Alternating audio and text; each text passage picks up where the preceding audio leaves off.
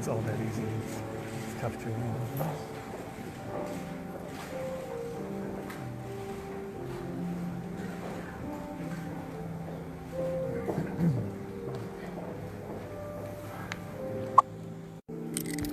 Are you sponsored by T-Mobile?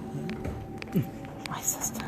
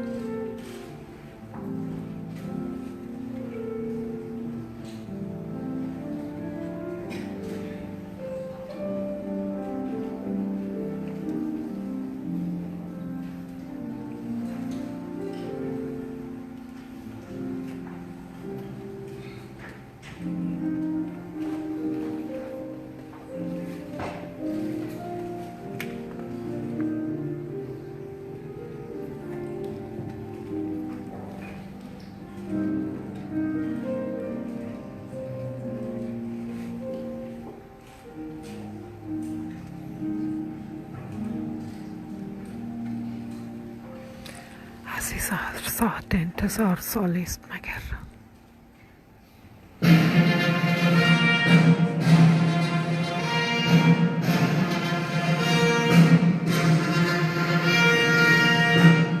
Ladies and gentlemen, the 45th President of the United States, accompanied by Number 42, Mariano Rivera. Number 42.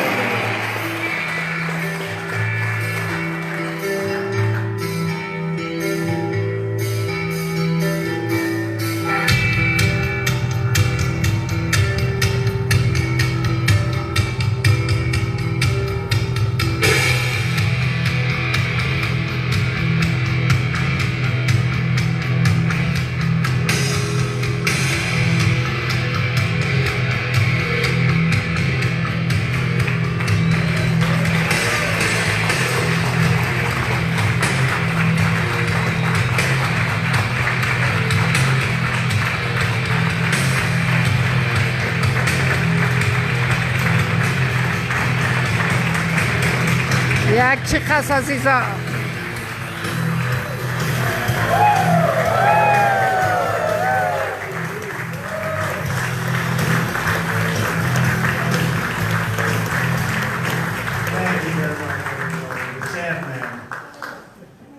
My wife asked me, why are you the Sandman? Just tell me.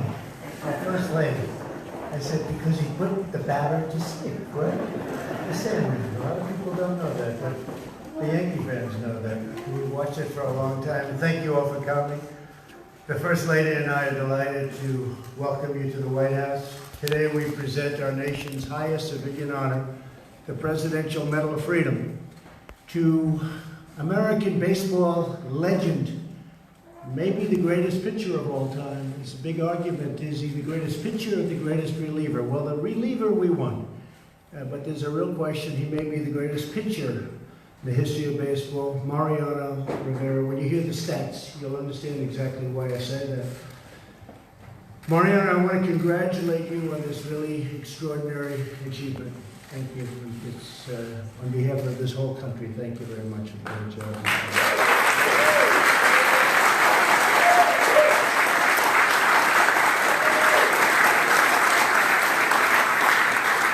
We're delighted to be joined by our Vice President, Mike Pence, and his wonderful wife, Karen. Thank you very much, Karen. Hello, many of the members of our very distinguished and hardworking and very, very successful cabinet. Thank you all for being here. Thank you. Thank you, cabinet. We're also grateful to be joined by Mariano's wife, Clara. Thank you, Clara. Thank you, Clara.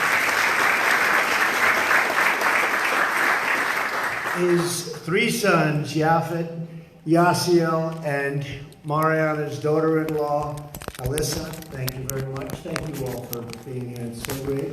And his longtime manager, one of the great players, and a great, great manager, Joe Torre. Where's Joe?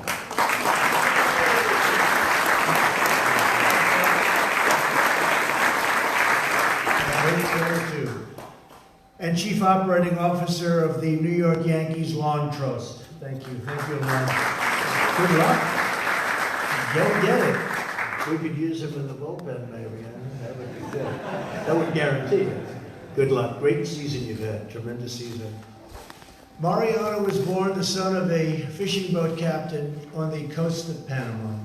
He learned to play baseball on the mudflats of the Pacific with a cardboard glove, a bat fashioned from a tree branch, and a ball made out of rock, string, and tape.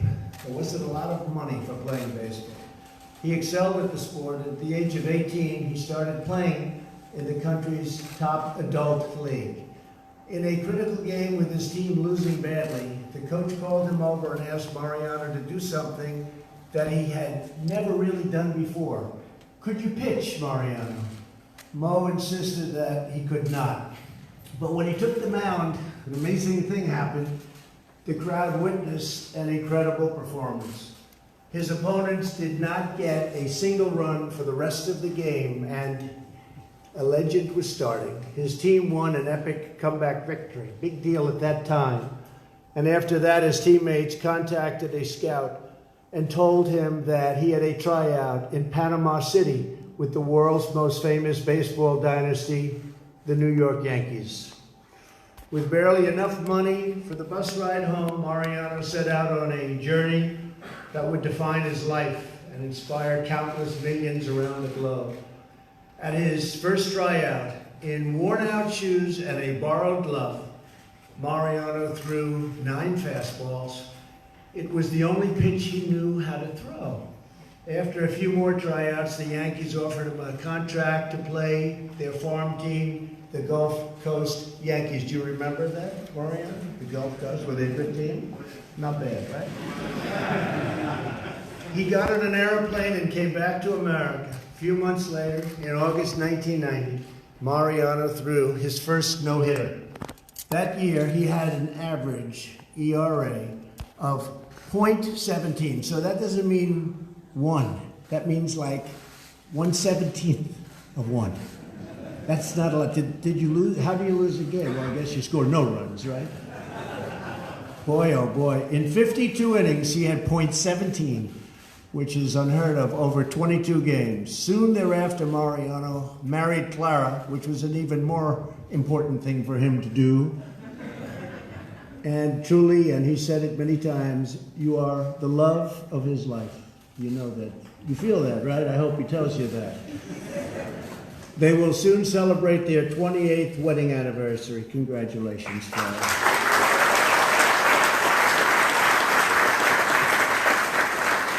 After 5 years playing in the minors, in 1955, Mariano made it to the big leagues. In his second season with the Yankees, Mariano delivered 130 strikeouts in less than 108 innings. While facing 425 batters, he allowed only 1 home run. With an ERA of 2.09, the Yankees made him a closer for the 1997 season. That's when it really started happening. That year, he accidentally threw a pitch he had never thrown before. Then he tried it several more times, again and again, kept working. And at the last second, his fastball, it was really an incredible thing, became the cutter. He had suddenly developed that lethal pitch, which, are people throwing that pitch today? Because I've never noticed. They don't have your success, I can tell you. They may be throwing it, but it doesn't work quite the same way. And many players would come to consider it the greatest pitch ever in baseball. It would break many records and many bats. In a 1999 game against the Atlanta Braves, his cutter snapped a big, strong guy, Ryan Kleska. I know him well as a player. He's a big, powerful guy. And he broke his bat 3 times in one plate appearance. That has to be like a record. In 2001, Mariano's heavy, fearsome pitch destroyed 44 bats in less than 81 innings. And I used to say, I tell people, I've never seen a guy break so many bats. It's called a heavy, heavy pitch. And I asked Mariano why, and he really didn't know. Just was the way it was, right? Just the way it happened. It's from God. It's from God. When he retired, the Minnesota Twins presented him with what would become one of the most prized possessions, a chair made out of their shattered bats.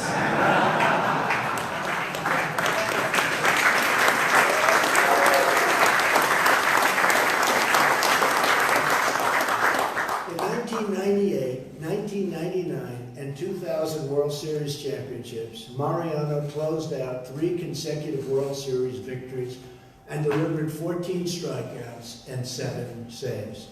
He gave up only 2 runs to 59 batters. And you got to remember, you're playing against the best team. So this isn't like playing the low level, this is the best team. And he had a very unusual trait. He did better against the best teams than he did incredibly in the playoffs. Game after game, when his entrance music, Enter Sandman, filled the arena, fans went wild knowing that the game was all but over.